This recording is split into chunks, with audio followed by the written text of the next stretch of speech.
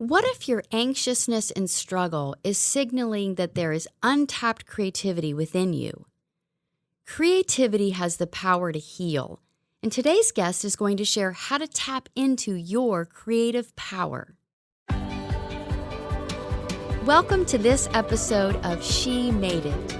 I am your host, Elle Zimmerman, and I am joined by my co-host, Clara. Hi, Hey, Clara. I'm really excited to be here. Yes, we have had a busy couple months. We've been producing a masterclass series on Zoom. That's been really fun, hasn't it? It has been. We've been doing it monthly, and instead of the live events, which we were doing before COVID, it's given us a really cool way to connect with more people. And you've been talking about the Enneagram, which has been so fascinating. I feel like we've all learned so much.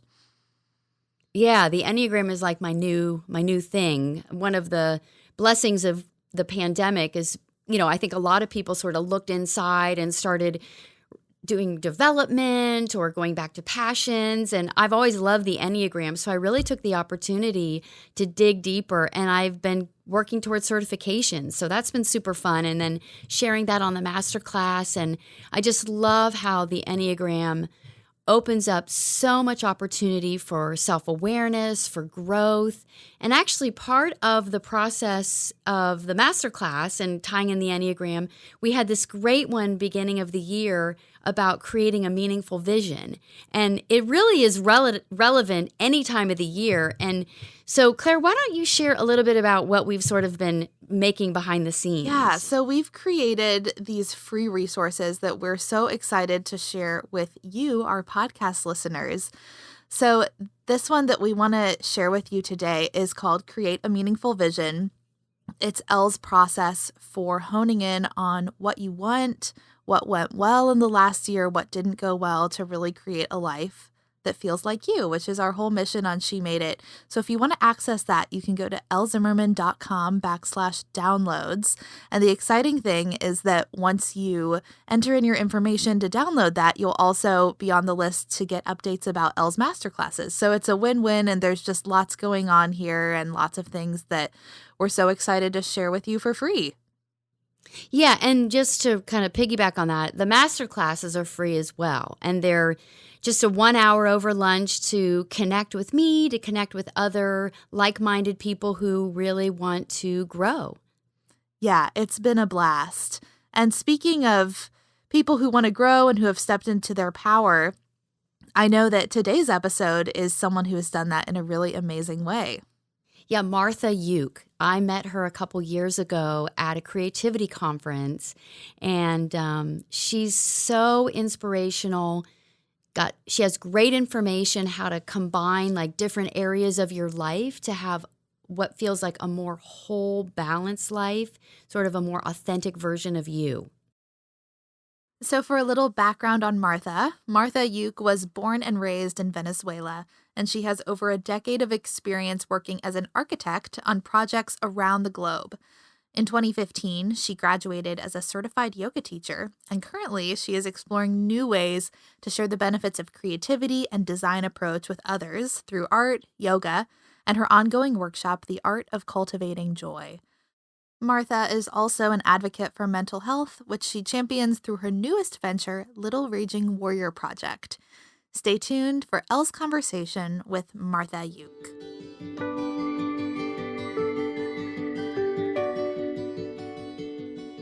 So welcome, Martha. Hi, Elle. Thank you for having me. I'm really excited to be here. Yeah. And so, Martha, where are you recording in from today? Well, I am based out of Jacksonville, Florida.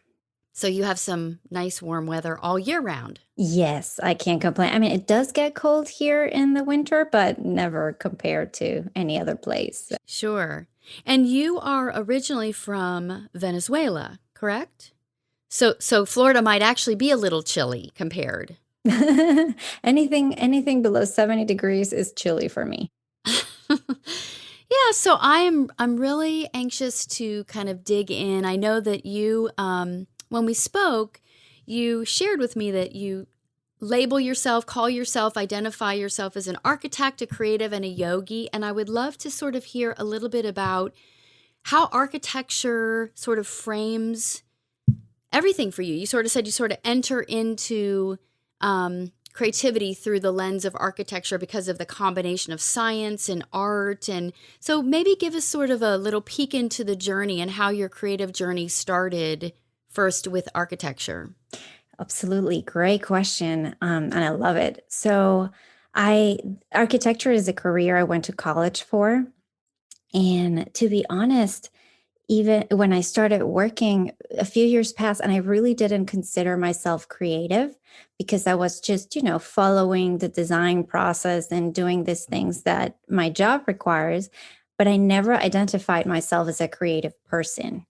And but the other side of the thing is that everything I do, I'm really doing it from the architect in me, the way I come into a space, I look at the space, what the materials are, the height, how does it feel and whatnot. So a few years ago, I had this almost like an epiphany. I was going through a rough patch because I had like a health crisis, and I was doing this project that was really, really challenging, but I loved design. It was one of the first times I was the lead designer on a project. And we kept having challenges, but we were always able to resolve it. And I was always able to keep the integrity of the design or the concept that we had initially. And the light bulb went on in my head. And I'm like, wait a minute. If I can, through iteration, always keep the integrity of this design, what happens when I apply this methodology to myself? What happens when I treat myself as a client and as the most important thing that I need to resolve as a design? And I kind of started going into that rabbit hole. And I'm also, like you say, I'm also very curious. And I was reading a book, it was a biography, and they quote William Plummer, and he's a novelist, and on his concept on creativity, and I got hooked. The quote was, "Creativity is the power to connect the seemingly unconnected." And when I read that, I got chills in my body, and I'm like, Mm. "Wait a minute! I've been creative all my life. Like this is problem solving." So it really just opened up a window of possibilities for me to take my design process and apply it to my own mental health. And I love the connected to the unconnected. Mm-hmm. Because part of your story, because in reading and in chatting with you before, I know that you were a yogi, you studied yoga. Tell me a little bit about that journey, because I remember reading something about the connection to your body led to almost more sickness from your body. Yeah. So I was in this, it was also a few years ago, I was in this yoga class. I had kind of like a love-hate relationship with yoga, that I would go, but it was like torturing me, but I knew I'd feel good afterwards. So, Yeah, but don't one we day, all? oh man, yeah. So I was on the mat and this teacher is talking about like, well, one of the things that yoga is about is to learn to be in discomfort. You're not supposed to be doing one of the asanas or poses and just be like chilling. Like that's not what this is about. It's about to learning to be in discomfort, because when you observe that, you learn things about yourself. And that's the journey of yoga, to become one in mind, body, and spirit. And I was like, oh, okay, tell me more. So it really opened up this possibility of start observing me and from a non-judgmental point of view. And I really realized how disconnected I was from my own body. And it came from trauma. Mm. Like I experienced child sexual abuse, and that caused a trauma that was never addressed. And when I was in my early 30s, I started having all these flashbacks, and it was just like, it was the flashbacks. I got really sick. I had chronic fatigue and all these things. But the one thing that would help me, at least for that hour and a half, connect and be not still, but less anxious would be yoga. Mm. So all the things that I learned from it, like no, like the do no harm, ahimsa, and it's like that means no violence. And violence can be expressed in so many ways. And when we criticize ourselves, like how are you talking to yourself, can be very, very violent when we have that inner critic in full mode. So I was like, okay, so I need to tone down that. And, like there were all these little things that started to make sense. And the breathing was so impactful on me. Like I learned that when I'm anxious and when I'm really stressed, like I can't really breathe. And that's telling my body that I am in danger. So it's just like a snowball.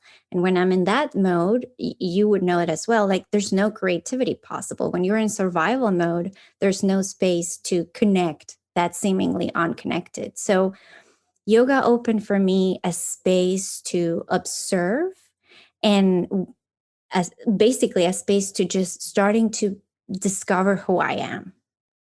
I love that. I will tell you that I have a similar story. I did not have that sort of childhood trauma, and I'm sorry that that happened to you.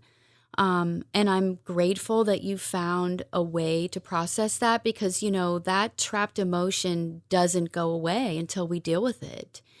And so, yeah, so gratitude for that. But I'll share just a little bit of my journey with yoga. So I was a dancer and actress, and so movement was very important to me. And so I think I was also disconnected, but I feel that for me it was I noticed it through emotional disconnection. I've talked about this before that there would be commercials on TV that I knew were supposed to be evoking sentimentality or an emotional response, and I would have nothing. And I would even remember thinking, what is wrong with me? Why am I not feeling anything? And, I had my own reasons why that was happening, a lot of codependency and a lot of over responsibility for others. But yin yoga for me, because I'm a very busy person, a very active person, I like to work out really hard. So yin yoga for me was where I think I cried for 2 years on the yoga mat when I did yin yoga because of the release. And I still have really, really tight hips that I know are just that's where I store the emotion. But it was life-saving for me in that my emotional life could come alive through the practice of stopping, being still, stretching, and being very uncomfortable with it. Mm, right? Yeah, yeah. But now you are you went through teacher training as well, correct? Yes, yes, I did the 200-hour teacher training, and I did it not only out of curiosity to go deeper into the yoga journey, but also to learn how to, create to have a practice of my own that wouldn't depend on having a teacher available. Because like you in my work as an architect, like I work long hours, like we have deadlines all the time. So I cannot always make it to the hour and a half practice. But I've discovered that if I stop and I do yoga for 20, 30 minutes, it really helps. Like, and it takes out the pressure of like, oh, I did not do my practice. It's just like, okay, I won't do an hour and a half. I'm going to do 20 minutes, but those 20 minutes are golden. Yeah. Yep. Yeah, and so share with us a little bit about how the yoga practice, the connection to your body, understanding that there was healing that needed to happen, that you got sicker before you got better. What did that look like? Wow, that's a fascinating question. So, and it's interesting because in hindsight, I started with my yoga practice, my yoga training, right when I was diagnosed with cervical precancer, Mm, which is apparently really common, but the way it developed for me was a matter of 6 months, and it was really aggressive, and I had to, like I had to have some medical procedures and whatnot, and that's what kind of like triggered all the memories because everything was so invasive. And it Mm. really, at some point, I remember I was going through the yoga training and there were poses or that we had to do in the different parts of the training that I, just like you, I would either cry, like bawling without even knowing where that's coming from, or just get really, really angry. So the poses, the physical poses, were triggering really intense emotion in me. And I was like, what is happening? Like, I don't know what's going on. And then, they start explaining that, well, I think somebody mentioned to me the work of I can't pronounce his last name, but he wrote The Body Keeps the Score. Oh, yeah, yeah, yeah. I don't, yeah, I'll put that in the show notes because that book has come up for me like 6 times in the last 3 months. So it's something I need to read, apparently. Yeah. It's not a light read, Yeah. just FYI, but it's fascinating how it explains not only what happens in your brain when you go through trauma and what happens in your body. So it was, to me, obviously, it's always the sum of experiences or events that lead to a point of crisis. But to me, it was not lost that the crisis started with a precancer, a cervical precancer. It was not serendipitous. Like, I really needed to reconnect with a part of myself because of the trauma. Mm. So I was already hooked into the creativity jam because that was around the time where Elizabeth Gilbert published Big Magic. And I Yeah. was like, oh my God, this is my thing. Mm-hmm. So I look for a therapist that would not only be able to deal with my type of trauma, but that was also a dance movement therapist and an art therapist. And she helped me put the pieces together through my art. And that's how also then my project was born, The Little Raging Warrior. And it was just, again, this idea of creating a space for me to process what I didn't have words for. Mm. And the dance movement therapy allowed me to use my yoga poses, my yoga practice to, okay, if I'm feeling angry, like, what do I do? Like, where does it feel? And what do I need to look for to be able to release that tension? And it's been fascinating and life changing. Mm-hmm. And how long ago was that? Like, are you still doing this, or is it sort of like, okay, I've processed this and now I can take myself to the next level? So, yes, like I have already, like the trauma part, it's something that I have already processed, but I've created this place where I can really just anything around me. Like I'm a highly sensitive person. Mm-hmm. So everything that's happening around me, if I don't pay attention too much, it will impact me in a way. So Mm-hmm. I now have art and movement to process that. So basically, it's become like my yoga practice, like being able to create something every day or being able to put time into the images that come in my head, explain kind of like to to explain or process what's happening around me. It's just it's just good for me. Like it's Mm-hmm. a really good way to navigate the day to day and to cultivate joy, which to me is one of the, like, I realized at some point that living with depression and anxiety had really taken a toll in my capacity to feel joy. Mm-hmm. And art and movement really nourish me. So that's kind of how everything has come together. And at this point, I just use art to whatever I'm feeling or whatever I want to go, or dreams or insights. I just put them on a paper because for me it always comes first as an image, and then the words come. Like once I put the image on paper or I build the sculpture or whatever, it's later on that the words and the insight comes in, but first it's just an image. So that's how I do it right now, and it just helps me. Mm-hmm. So much of this resonates with me because I would also say I identify as a highly sensitive person, and I didn't know that about myself until just a couple years ago. And boy, did that unlock a lot. And yeah, and but I think the other thing that you talked about was cultivating that inner observer, how the yoga practice allowed you to go inside, and then understand, why am I getting worked up here? Why is my breathing shallow? But then the tools of art and movement to help understand now how to process it through so it doesn't get clogged up and stuck, and to where now we're showing physical ailments, sicknesses, and it's robbing our joy. So, yeah. So one thing you also talked about, you mentioned, was the Little Raging Warrior Project. And, you mentioned, I read on your website that came to you through an EMDR session. Do you mind sharing a little bit about what EMDR is and how that came to you through that process? Yes, absolutely.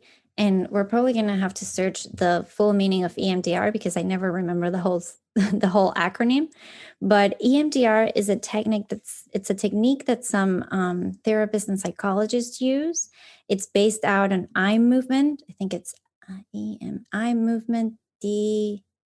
No, I I don't can't remember. care. I don't It's care. I okay, want to but know what it means to you. Well, we can yeah, look it up. yes. So basically, what I help the way it works is they use this technique to process intent, to reprocess trauma or moments that you are stuck with. And it's really gentle. You don't really have to relieve the trauma. They just walk you through. The therapist will first create what my therapist calls the container, which is getting to know you, understanding that there is a space to process things and there is a space to be safe, to put those memories or emotions in kind of like in this container, in this box, and then you little by little you take them out and you take care of them through this EMDR process, which is eye movement. Mhm. And the way it works is the therapist will start coaching you to evoke the emotion. And then as you start describing what happens, then she helps you, okay, then focus on this. And then it kind of teaches you to navigate the emotion, and it brings you to a place where you understand what happened and that you don't need to be stuck there anymore. It's To me, it's practically magic. Yeah. But it's life changing. Mhm. It really helped me get rid of the flashbacks, and it has really helped me in moving forward when I go through intense emotion that I Mhm. can't, let go of. It reminds me a little bit of, have you ever heard of tapping? Yes. Reminds me a little bit of that. Yeah. Yeah. I have done that, and the same thing of that, evoking the emotion, and then it's almost like with the EMDR, it's like it's a rewiring Mm-hmm. through the eye movement, and I think the tapping is also almost like a rewiring through I don't know. It makes me curious. I'm not sure. Thank you. I think you nailed it. It's the untangling of the emotion that you haven't been able to process. Mm-hmm. As I told you before, to me, images come first than words, especially when there are these intense emotions that I need to process. And in the first or the second session, the first image that came to my mind was this little girl, with a red dress, and obviously the little girl is me, and I connected with her. And then when you go through trauma, especially if it's sexual trauma, there's a lot of anger and rage involved. So at some point, I was talking to my therapist, like, I feel like I'm walking on eggshells. And this was during an EMDR session. And then she started talking to me. And then this really strong guy pops into my head.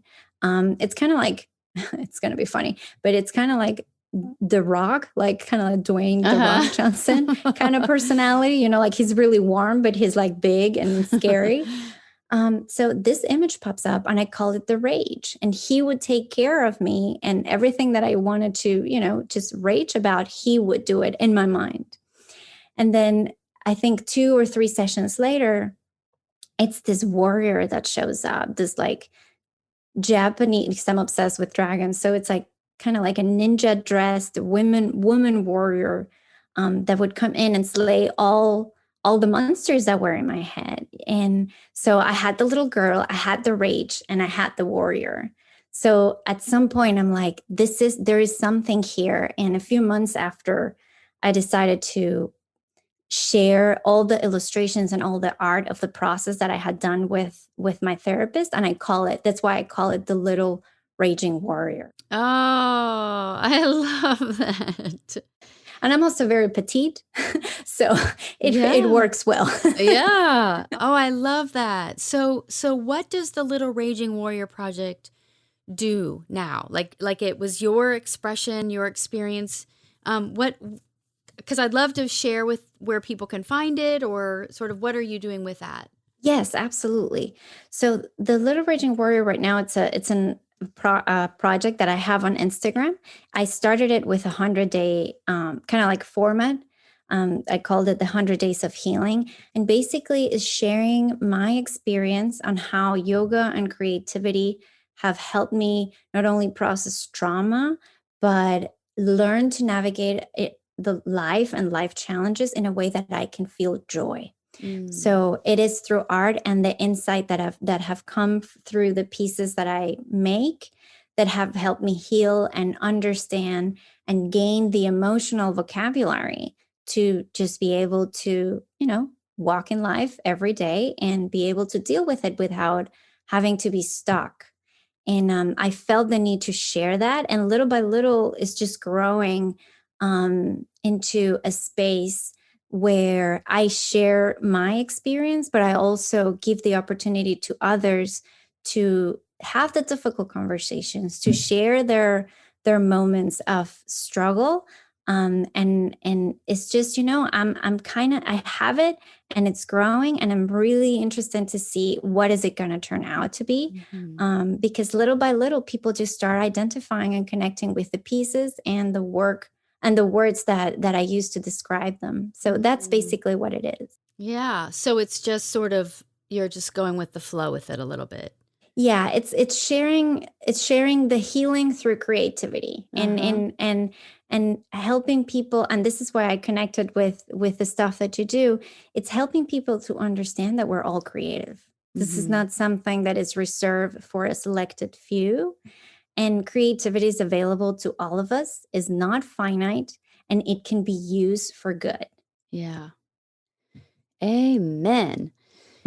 I know, Martha, you and I met a couple years ago. Actually, you mentioned Elizabeth Gilbert and Big Magic, and we got connected through an event that Elizabeth Gilbert and Martha Beck led. And I guess, can you share with me a little bit about what you got out of that experience, what you love about Big Magic, or, did things change for you after that, or? Absolutely. And I think I'm still going through the ripple effect of going to that workshop. It was really powerful to be, I think we were like 600 of us, to be in the same room and listen to Martha Beck and Elizabeth Gilbert talk about creativity and the different tools they shared with us. It really clicked something in me. And actually, I launched the project Little Raging Warrior because of that workshop.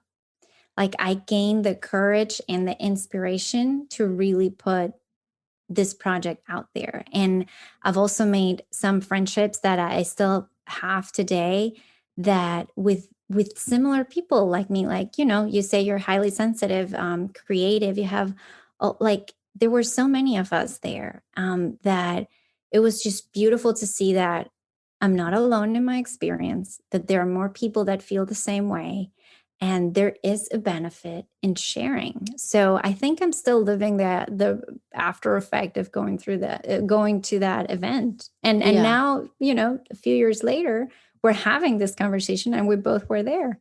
Right. Yeah. For me, because I had read Big Magic and read other Elizabeth Gilbert books. I wasn't that familiar with Martha Beck, although since then I did read Diana herself, which I love. Yeah. I read it twice. The first time I zipped through it, and the second time I sort of like savored the deliciousness of it. Mm-hmm. But what I loved about Elizabeth Gilbert's part was in her book, she has the principles of creativity, or, the big sort of like resistances, perhaps. And then she had us write the letters, and the letters to our principle, which was granting us permission, or the letter to our imagination, or our inspiration. And so that was very transformative. And then sharing it with the woman sitting next to me, and the instant bonding. And I think, like you said, the number of relationships that were created due to the I don't know, the depth of interactivity, even with 600 women, it was really powerful for me as well. Yeah, and that you mentioned, the letters, like that's a tool I still use today. Like it's because it's so powerful, and I share it with everyone that want to talk about this. I will share it with them because it's so powerful. Like last year during the pandemic, I did a few of those letters because it was intense, especially here in the States with the political climate and the pandemic and whatnot. And if you're somebody who struggles with mental health or has anxiety, that is such a powerful tool, because going back to our initial conversation, it really puts you in a place where you are the observer, Mm-hmm. and you are curious about, okay, what am I feeling? And sometimes I don't know what the emotion is until I finish the letter. And sometimes I do know what the emotion is, but I don't know what it wants from me. So it's by doing that writing exercise that I'm like, oh, so this is what's happening. Mm-hmm. And it really helps, just like art therapy. It really helps put things that are stuck in your mind into a piece of paper, and again, observe it in a way that it's not judgmental or critical. And it allows you to really it takes a weight out of your shoulders. It's such a powerful tool. Yeah, we get caught in loops. We start telling ourselves, and you started earlier in our conversation about that inner critic and the negative and the things we say to ourselves. And just for those of you listening that haven't read Big Magic, the concept is to take your fear, or maybe anxiety, or maybe it could be sadness. For her, it was specifically the resistances that are holding you back from your creativity, but you could do it really with any big emotion or any big area, and you just address it, like, dear fear. Mm-hmm. you know y- I guess, how would you describe it, Martha? Because sometimes I say, I'll say things like, dear fear, reveal to me what you would have me know. Or you know I mean, I do a lot with more positive emotions, but I guess, how would you describe it? So, and you're pretty close to it too. And also the way I use it, and I use it for both. And I don't like to categorize emotions in good or bad, or positive or negative, Mm. because they're really just information about how the environment that we are in is affecting us, and they're all completely valid. There is not one that is better than the other. They're just a response for us to understand how the environment is affecting us. Thank you for that. Yes. Yeah, and but there are very complex emotions like grief, like fear, anxiety, rage, that just because in our culture there's no space to feel those things, and especially for women, and some for men as well, that writing down from a place of, for like you said, fear, like it's not even dear fear, it's the fear talking to you. So it's more like, dear Martha, I am your fear and I'm here to tell you. And it's the things that come out, and I'm like, whoa. Mhm. And it's because, again, you are stepping out of that entanglement in your head, and you're just allowing it to speak, because Mhm. it's speaking to you. And interesting enough, I've done it with grief, which is really powerful, because the grieving process, it's very complex, and it doesn't have a timeline, or it doesn't, it's not something logical. It just comes to you and you have to feel it, and that's it. But I've also done it with joy. And I think we did that with Elizabeth at the workshop, like, dear Martha, I am your joy, and I'm here to tell you, and I learn so much about the things that really bring me joy that I had not been conscious about. So one of those, like the little things that bring me joy, for example, like it's the first sip of coffee in the morning. And after that letter, like I relish that first sip of coffee in the morning, and it really changes your day. Yeah. Because you have all these little things that bring you joy that you can count on no matter what happens. And it's not the big job, it's not the big goals that we have that may or may not happen, or it may take longer for us to accomplish. But there are little things that really are nurturing, that once you bring it into your awareness, it's magical. Mm-hmm. Yes, and thank you for that, for clarifying that there are no negative emotions, that they're all there, valid, important, offering us, but some have sort of a negative connotation, or we, particularly as women, feel shame around feeling certain emotions. So thank you for naming that. Yeah. It's like my daughter, we're doing this diet reset, where it's not a detox, it's not a diet, but it's this sort of reclaiming our good eating, habits.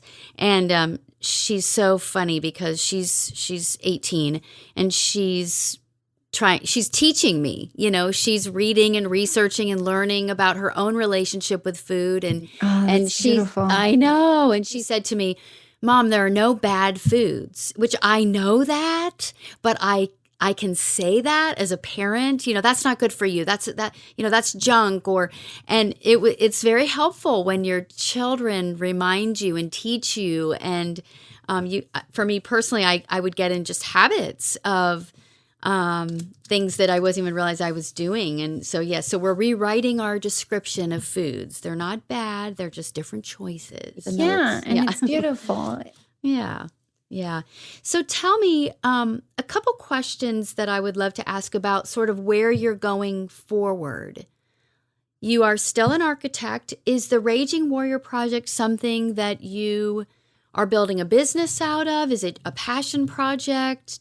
How does creativity fit into your life beyond architecture? Great question. Because when I discovered, when I came into the Little Raging Warrior and creativity and yoga, I had a little bit of a life crisis, in the sense of, like, if these are all the things that I like, then I should, the typical, I should quit everything and pack my bags and go to Bali, eat, pray, love.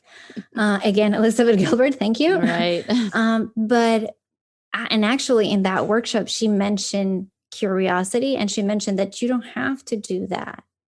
You don't have to give up everything to change your life. You just have to know what brings you joy.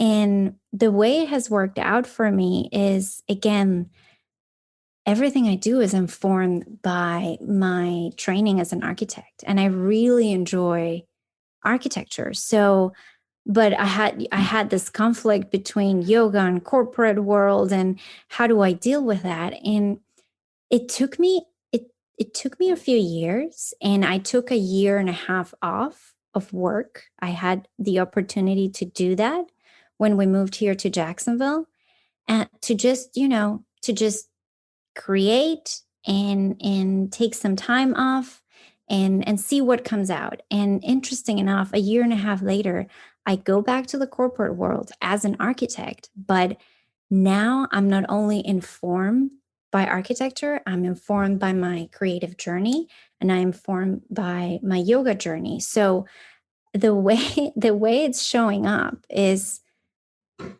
I am in this corporate world and I am in this company that little by little I'm impacting by the things that I've learned. Like, I've given creativity workshops in a company that it's basically mostly engineering. So there's a lot of men and there's a lot of like engineering and whatnot, but I give yoga classes, a monthly yoga class.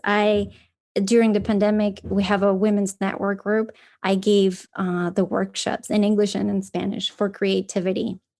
I bring my art to my cubicle. Like I talk to people about the things that I love. And I'm in the innovation department now, and I'm bringing people in from all walks of life to talk about innovation, which is a different word for creativity. So little by little, I'm basically infiltrating the corporate world with all I've learned in this journey, and I think that's my purpose. Like Mm. I that's to me, in the larger scheme of things, there is such an inertia in the corporate world that if you're able to impact that from the inside, wonderful things can happen. Yeah, that is So, so cool. because I didn't want to renounce any of this. Like I Hmm. want to be an architect, and I want to be creative, and I want to be a yogi. So as a good architect, I've created a space for this to happen. So I'm all of them every day. And I go to work and I'm an architect, and then I have a conversation and it's the creative part of me. And then I give a yoga class and it's the yogi in me. So it's learning that you don't necessarily have to renounce everything to build a new life, but you can also look at what you have and make a space for that to happen. And that allows for you to be genuine and allows for you to be courageous and vulnerable in showing yourself as you are, Hmm. no matter the environment you're in. Yeah. So, Martha, first of all, congratulations. I mean, so many women are seeking their purpose, seeking to feel that integration of all aspects of themselves in what they do. So just congratulations. And I think this is going to be super inspiring for so many women that sometimes we're looking outside, like, I want to go find myself. Whereas you said, I love architecture. I don't need to renounce that. How can I bring these other parts of me that I've been discovering and healing into what I already love to make it richer and fuller, and also be of service to others? And like, I love this infiltrate from the inside to help really cultivate a more wholeness in other people. You mentioned many times about the mind, body, spirit, and through the way you describe yourself, architect, creative, yogi, it is that integration of those three. So that's beautiful. I have a question though. So what about on a bad day? What about the day that the overwhelm gets ahead of you and the breathing is shallow, and how do you support and self-care for yourself now? Okay, great question. I guess because we are humans, we make mistakes, we fall into our typical patterns. And the way it works for me now is if I find myself, I think it was at the beginning of the year, um, I felt really overwhelmed, and I started, being anxious, and I started behaving very like I was over functioning. Like I was super into my work, and I was taking more responsibility and doing all these things in a way that is very depleting, but it's a triggered response. Like it's So, really quickly, have you ever read Elaine Aron's book, Highly Sensitive Person? yes. Because she talks about the pusher. The pusher comes out. So you were pushing. Yeah. So sorry to interrupt. No, no, no. Great insight. Yeah. And total pusher. And at some point, I find myself in the kitchen having this argument with my husband that it's totally escalated out of nothing. And I'm like, oh, what's happening? At that point, the observer woke up. It's like, you need to take a step back. And I realized where I am. And usually in the past, I would be very harsh on myself for doing the things that I'm not supposed to do. But this time, like as you learn to repattern yourself, and you learn to change your behavior and the way you think, what I did this time is like, okay, first, I'm sorry because I was being hurtful for no reason. Well, you're not supposed to hurt anybody at any time, but um, so I apologize. I realized that I was in this pattern. I called for help. I talked to my therapist, and I started like, because when you're in this pusher mode, like I don't do yoga. I eat Right. at different Yep. times, like it all goes out the window. So okay, I made a point of at 5, I close my computer, working from home. At 5 end of day, I do my 20-minute yoga practice. Like little by little, I walk out and watch the birds because I'm a bird's nerd. But these little things and just, bringing back the awareness to those things that bring me joy. Like and taking a long bath. Like I have this ritual on Sundays where I take a long bath, and it's kind of like a rebirthing myself for the next week because Yeah. it's really soothing and whatnot. So if I realize that I have left those things aside, little by little, I just start taking them and understanding that we're human, that we make mistakes. And the minute you catch yourself, well, that's your opportunity to, regroup and go to a new course, and that's it. Like no blame, no, like whenever the critic comes up is like, okay, thank you, I know you're just scared, thanks for your opinion, moving on. Yeah. I love, though, how you said I started with "I'm sorry." That was very sweet. Yeah. Yeah. Yeah, because when we are hurting and we are not aware of it, we hurt others. Yeah. And I feel like in healing journeys we don't talk about that much. We talk about the hurt that's been done to us or the pain that people have caused us. And that's why, things happen. But while we're healing and we're going through all these patterns, we hurt people too. So Mhm. I think it's important to acknowledge that and be accountable for your actions and be able to say, I'm sorry. Yeah. A couple first of all, thank you for sharing that. I think that's super helpful for listeners. It's so easy to get caught in our own patterns and we're like, okay, how did we get here again? I know that one of the things that I've been doing, I discovered when I discovered I was highly sensitive, I found a business community for highly sensitive entrepreneurs. Oh So my God. we speak this language of pushing and hiding, and but one of the tools that has been the most helpful for me is the woman who founded this coaching group, I guess. She talks about the morning energy management, daily energy management. And so there are all these tools, whether it's journaling or, belief transformation, or it's writing an order form to the universe, sort of intention setting for the day. And I know that I've been part of the community for a couple years, and it took me a while to get into consistency with that. But boy, once I did, if I miss a day, like for me, it's like eating. I have to eat every day to stay fueled, to stay energetic. And so I'm now in such a routine of this energy management. Also meditation has become very consistent for me. It took years to get consistency, but I know that has to be like a non-negotiable daily practice.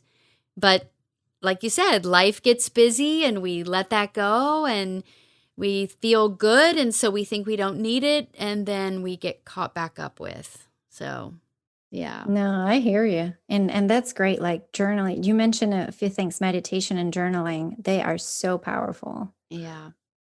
And for you, art and movement. Yeah. Yeah. So as we wrap up today, I've loved this conversation. It's like you're speaking my language. So I have a couple questions, and these are maybe quicker answers, kind of like the first thing that comes to your mind.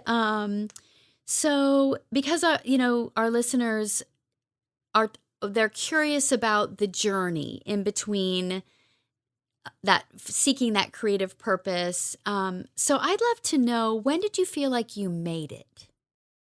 Hmm. So I think it was the moment, and I think it was last year during the end of the world when I was able to share my creativity workshop or creativity work with my colleagues at the office. I think that's when I was like, oh, I'm in the right place. Like I'm working in what I like, and I'm sharing my insights, And at the same time, I'm also showing myself as who I am.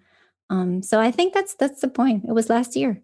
I've been working for Beautiful. it, but I think that last year was the kind of like that aha moment. It's like, oh, Yeah. So when do you feel like you'd never make it? when do I feel that Or when did you? How about when did you feel like you'd never make it? Oh, okay. Now I understand. I would say a few years ago, also in a corporate job, but it was a very toxic environment. And I thought that I didn't know I could find a space for all these things. And I thought that I had to choose. I was either yogi or it was either creative or I was either an architect. And that choice felt that it was never going to happen for me because I would always have to do a big sacrifice because those three things are so important to me. Mm. What are you most proud of that you've made? Most proud of, to be honest, to be able to have these conversations. That is the thing that I am most proud of, and also being able to experience my own emotions and the things that happen in my life fully, no matter how intense or painful or joyful they are. Having the capacity to feel that, it's I'm super proud of that. I love it. I'm just smiling.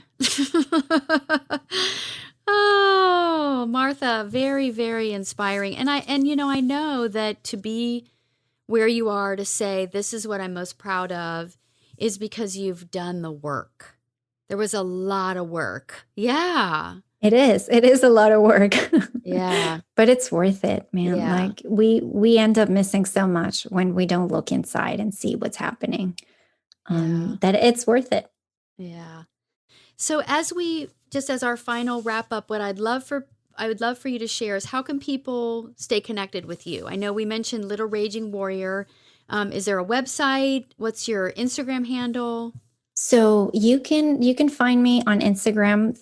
My project is Little Raging Warrior, and that's on Instagram, and you can connect with me through that. I'm also under my name, Martha Lluch, and my website, both Martha Lluch and Little Raging Warrior, where I share all the healing through creativity journey. And then on Martha Lluch, you can see all the other things that I do. Yeah. Well, we will share those in the show notes as well so people can link directly to them. It has been such a pleasure. I really, really have enjoyed this conversation, and I'm so glad we both made the choice to go to Arizona one April a couple years ago to listen to Elizabeth Gilbert and Martha Beck, because here we are. Yes, me too. Thank you so much for having me. This is a great opportunity and a great joy. I really enjoyed our conversation. Thank you.